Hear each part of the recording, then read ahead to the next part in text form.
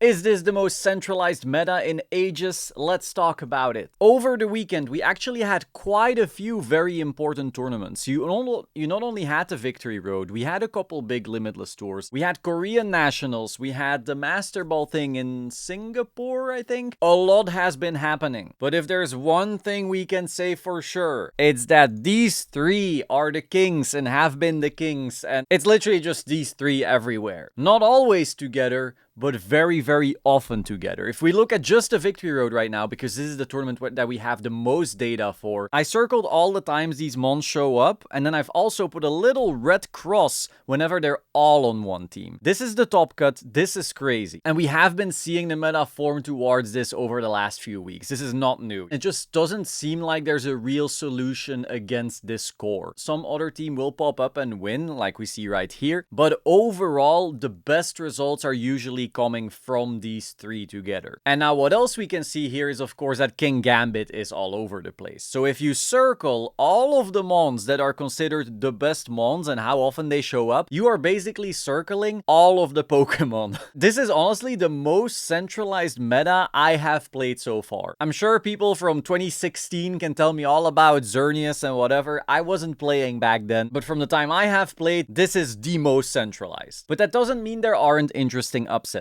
If we look at, for example, this team that has been like somewhat under the radar, you might say, oh, actually, I see Zard Y, I see Basque, I see Garchomp. This is the same thing all over again. But look a little closer. In this VR, we had Shohei Kimura, world champion, by the way. He was also my round 1 NAIC opponent. He cooked me. World champ round 1, that's rough. He picked this team with the Dragonite and the Zard. Something we don't actually see that often, especially this set. Look at this Dragonite. It's a Dragon Pulse, Thunderbolt, Heat Wave set. Shohei tweeted out that they actually got this team from another world champion who also did extremely well with it in online tours, as you can see right here. They made a very in-depth article about this. I'll try and link it in the description. It is in Japanese, but I'm pretty sure Laura, a really good Japanese translator, has already been on it trying to translate it. I don't know how far we are in that. So they made this guide about this team they were doing very well with. Shohei took it, dominated in the VR, but then this other person here in the Limitless tour, yes, we're not only looking at VR, went completely undefeated 13-0 with this exact team. They even shouted out in their tweet that they got all the info from this article. Now you will see there's a slight variation here. So Shohei actually replaced the Sylveon with the Basculegion, completing the broken 3 we've been talking about so far, or even the broken 4. That's crazy. But this Thunderbolt Dragonite is just really interesting tech. So the meta might look solved, it might look very centralized, but there always are new little trends going through the cracks and you want to be aware of it. And speaking of cracking trends, of course you want to crack the subscribe button as you click it. Thank you so much for subscribing, especially because we're doing these meta analysis every Monday, so you're always up to date. So go click subscribe. Now another trendy mon you might see if you're looking at these VR results is Whimsicott. Whimsicott has really been on an uptick. If you watched the meta analysis last VR, we had 4 Whimsicott in top cut.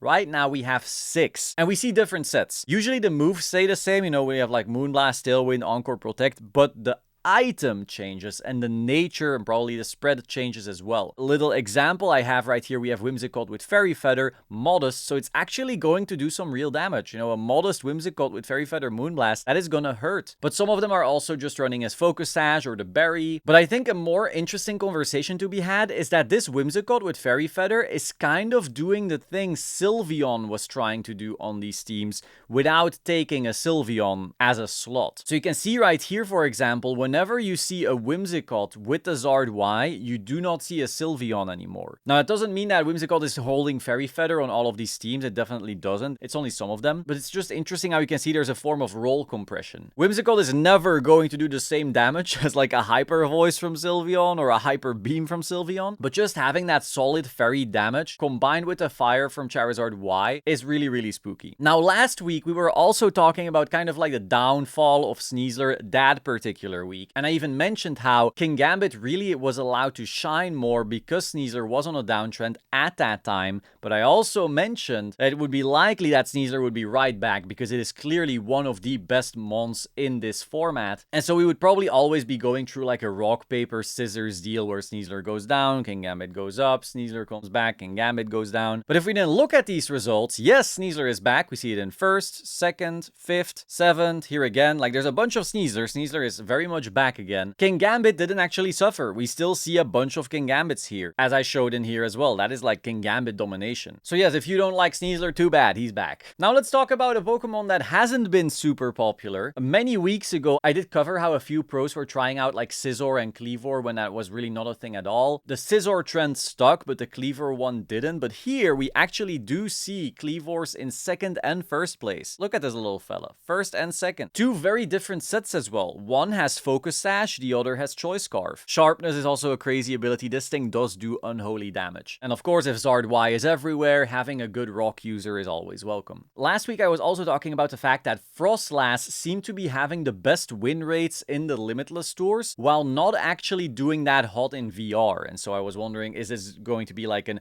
early trend where Froslass starts doing better in VR, or is it really more of a thing that works best when the playing field isn't quite as competitive as a VR is? This week, however, we see Froslass actually winning the VR and also getting 7th place. So Froslass can in fact do well even in the most competitive environments. It is of course in that classic Froslass, Kingambit, Sneasler type team. Personally, I despise playing against this. The fact that you can deal with like Blizzard Freezes and Sneasler Dire Claws is just a lot. So yeah, you can get scammed by this team, but it's also just a very, very solid core to build around. Now, Korean Nationals happened, and of course it is very interesting because there's a lot on the line in these types of events. We can see the usage stats here, the top 10 mons. We see Garchomp, Basque on basically half the teams. We see Kingambit, Zard Y on basically almost half the teams. You have a Floette, very strong Mega, and then we have like all the best supports and a Glimmora. So nothing too surprising here. Again, we've been talking about these first 4. It's literally this thing I was talking about. This is the format, and if you don't have a way to beat them, you have to join them. Now, in terms of most used Megas, of course, we have the Zard Y, after that the Floette, and then we have a steep drop-off. So I don't want you to see this graph and go, oh, so Blastoise is the 3rd best Mega because the 3rd most amount of people were picking it. No, no, no. Look at these numbers. We have 42%, 38%, and then down. 8%. Also, usage does not mean power. A bunch of people can decide to use them on and just be wrong. I'm not saying Blastoise is wrong, of course. It is very scary. Water Spout is spooky as hell, especially combined with a Vivillon clicking Sleep Powder or Rain Dance and you're just playing these awful 50-50s. But it's just that these two Megas are so far ahead of everything else. You have to look at the percentages, not just the placements. Now, in the finals, we then saw a Floette Balance team versus a Hyper Offense team. So we've seen these Hyper Offense teams in like very many forms. The only constant seems to be a Tailwind Setter and a Glimmora, and everything else can just shift depending on what part of the meta you're trying to answer. While the Floette Zard team with like the balance score has been seen a lot. I'm pretty sure last week Shohei Kimura, again world champion, actually got top cut in VR with this as well. So this is definitely a very, very solved feeling team. Some of the moves can change, you know, Aegislash, does it run King Shield, does it run Wide Guard, does it run Close Combat? Do you run Choice Scarf or Citrus Berry on Garchomp, or maybe Wide Herb or Soft Sand? Those things can shift, but a lot of this feels very, very solved. Whereas a team like this with the Hyper Offense stuff, it feels like it can change like every other week. Now, with all that data in the past weeks and certain things really starting to feel set in stone, I think we can really talk about what the tier list is for the best teams right now. And I think it's very, very clear and it's very hard to argue against. I would say that in the S tier, we have Zard and Friends. Now, don't get me wrong, this is simplified because within Zard and Friends, there's probably a bunch of different archetypes. Some people are playing like Zard with Floette, some people are playing Zard with Glimmora, some people are playing Zard with Sylveon. There's all these different versions, but it's always going to be some combination of Charizard Y, a Fairy, Basculegion, Garchomp, Kingambit. Not all of them have to be present, but like 80% of them are present, and you got a team. It's like you have a bag, you put the best 10 mons in there, and then you do a little bit like this, you grab them out, you got yourself a team. That's Zard and Friends. And I think everything else is worse. Some of these will beat some version of Zard and Friends, but it's very hard to beat all versions. Kind of feels like CSR Zama in that way. And then they often have some type of hole into other pretty common matchups. I'm kind of thinking about Sand then. Now in the A tier, we then have the Froslass Kingambit Sneasler team. This team has been popping up time and time again, but again, it's definitely a fair bit worse than Zard and Friends. We see this team pop up like once or twice a top cut, whereas the Zard teams are there like 7 times. In the A tier as well, we have Floette Balance. And again, Floette Balance has a lot of different options. Sometimes there's a Zard X in there, sometimes there isn't. But the typical core is going to be Floette in Sinistcha and then whatever else you're trying to put in there. And once again, we really only see like 1 or 2 of these every top cut, whereas the Zard it's like 6 or 7. So it's not really in the same ballpark. I also don't think just because you have a Floette on your team that you're a Floette Balance team. Some of them are very hyper-offensive, some of them don't even set up with Calm Mind, some of them don't really have balance pieces anyway. And in the B tier, we have Sand and Rain. Now, Sand does have some very good matchups into specific things on here. Excadrill nuking a Floette, Tyranitar nuking a Zard. There's a lot of good things about it, but it also has very, very key holes, which is why it's not dominating the format. And then Rain, you see a Rain here and there popping up as well, just not quite as much as these other ones. You can definitely argue whether something should be an A or B, but overall, these feel like the archetypes, and they're all below Zard and Friends. Finally, I didn't find any real replica IDs so far, but Psycho RNR did share this winning VR team. I don't know if this is a recreation or the actual original. It says Team Rec, so I'm going to assume it's a recreation. There's no replica ID, but you can use this space to manually make it if you want to try it out. That is all for today. Be sure to like, comment, subscribe, and I will see you soon. Ciao.